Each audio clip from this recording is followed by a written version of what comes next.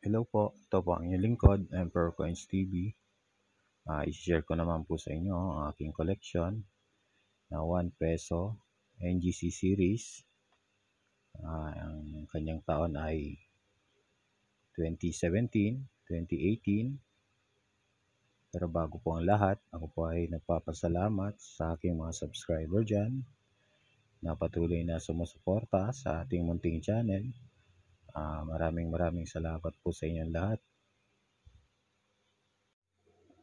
At ito nga po pala ang ating 1 peso coins under NGC series.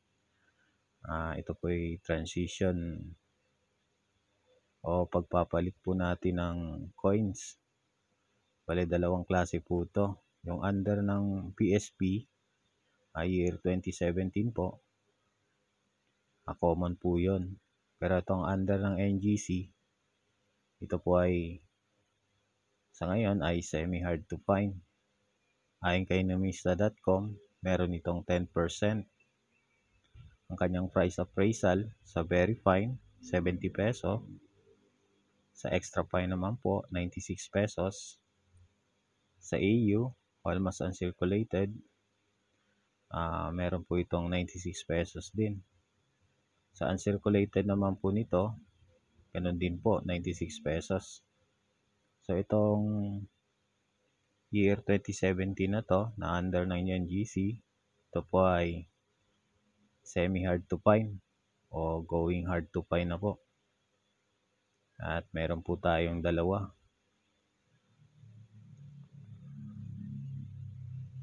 Year 2017.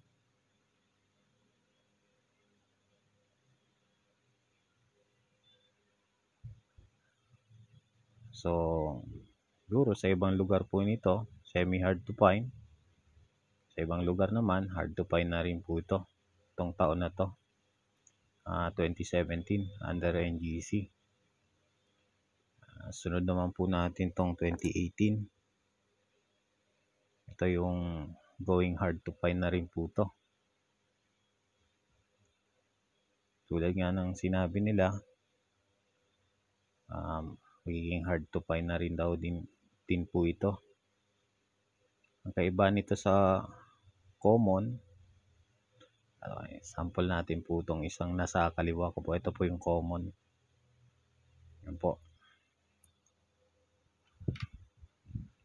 Kung makikita nyo nga po, itong 2018 natin na above mint mark above letter L of Jose Rizal. Ito nga po yun. Yung Jose Rizal niya, andito po yung mint mark niya banda. Yung common naman po, tapat po yan ng Jose Rizal. Yan. Ito po ang common. Ito naman pong hawak natin ay isa. Ito po yung merong overs 2 po ito. Meron po itong 3%. So, semi-hard to find or pwedeng maging hard to find na rin po ito. Ang kaibahan din po nito, itong Republika ng Pilipinas, yung R nga po niya ay nakatapat po sa I. Itong coins na to.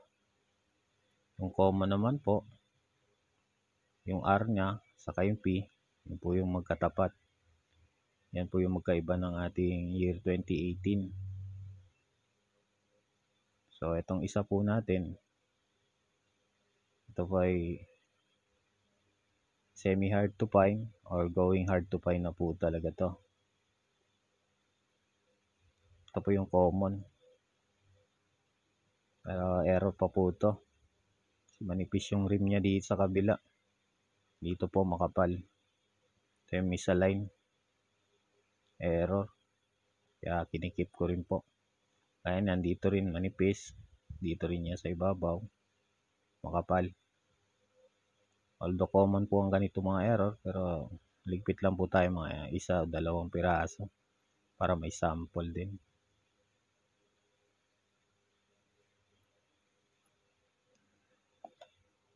Sunod naman po natin yung ating year 2018 na frost. Ayon kay Numista, itong 2018 1B, reverse 1B, o verse 1B, ay may record po ito na 4%. So, ganun din po ito. Semi-hard to find. So, isang piraso lang po meron ako nito.